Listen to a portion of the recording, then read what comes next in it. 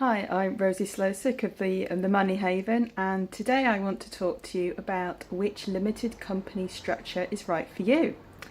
Because believe it or not, there are actually more than one, although they're not very often talked about. So, the limited company structures. Number one, the one you're probably aware of, which is having shares. Now, strictly speaking, I'm actually splitting this into two, so we'll start with the one that's probably the best fit for you if you're watching this. And this is where you, yourself, as the director, own all the shares. So, for example, if you're upgrading to a limited company from a sole trader, this is probably going to be the one that is right for you. It means that you're going from you owning all the shares in your sole trader, i.e. the business is just about you, to you owning all of the limited company. If you're starting a business, then quite possibly this is going to be the right option to you. It is the simplest structure. Whether or not this is right for you, I'll get onto that one with the second one, but generally speaking, this is going to be the default option. Most limited companies are actually structured like this, and sometimes they're only not structured like this if there's more people involved in the business or if it's done differently for tax reasons. So again, if there's 2 or 3 of you, then you'll be having option number 2, but generally speaking, if you're watching this, you're going to be a one-man band, probably a one-woman band, and most likely you're going to be owning all the shares. So that's structure number 1. It's a limited company by shares, and where you own all the shares in it. So structure number 2. This is a limited company by shares when more than one person owns the shares. So for example, this can be when there are 2 or 3 of you, and you're all doing a business all together, or it can be also for tax reasons.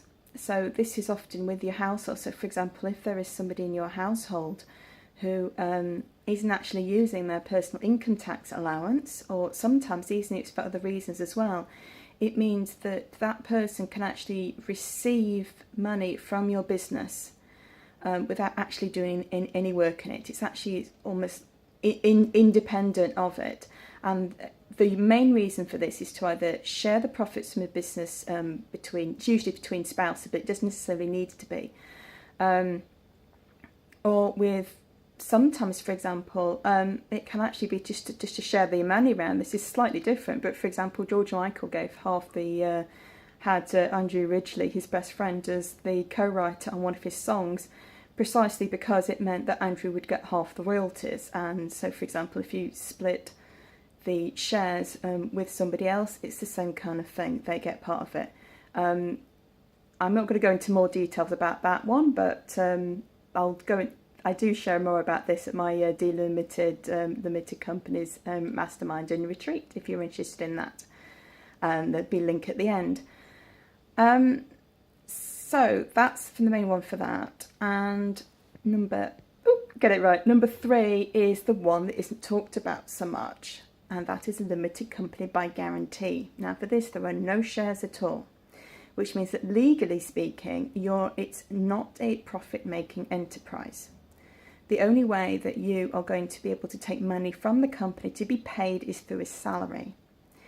And generally speaking, this is less tax efficient than doing it through dividends, although obviously don't ever become a limited company only for the tax reasons, as the recent budget has made clear.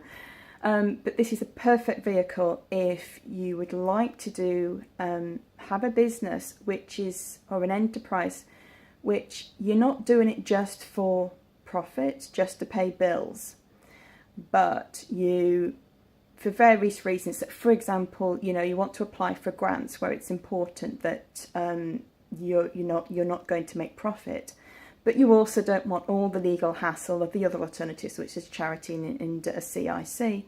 This is a really good way of doing it, and it's no particularly different than running any other limited company, except there are no shares, so there are no dividends. Again, if that's for you, if you really like the idea, again, come and talk to me, or come to the Demystify Limited Companies Retreat or Mastermind. So that's your 3. Number 1, a limited company by shares where you are the only person owning the shares. Number 2, A limited company buys shares where there is more than one person owning the shares, either because there's more than one person than you working in the business, or because you're doing it for tax reasons, or just because to just share the money around a household, or for other reasons. And number 3, a limited company by guarantee where the principal goal of the business isn't only for profit for you, it's actually for a social enterprise, and it's the easiest way of doing a social enterprise. So that's it. I'm Rosie Slowsick, a business finances mentor at the Money Haven. If you would like to know more about limited companies and demystify them so you understand what they're all about, you feel clear and confident, whether you're starting a business now, a sole trader and want to upgrade, or you've got a limited company now and you don't really understand it and it's getting in your way and you want to feel good about it, just go to the link below, and I'd love to join you for the Demystify Limited Companies Retreat and Mastermind.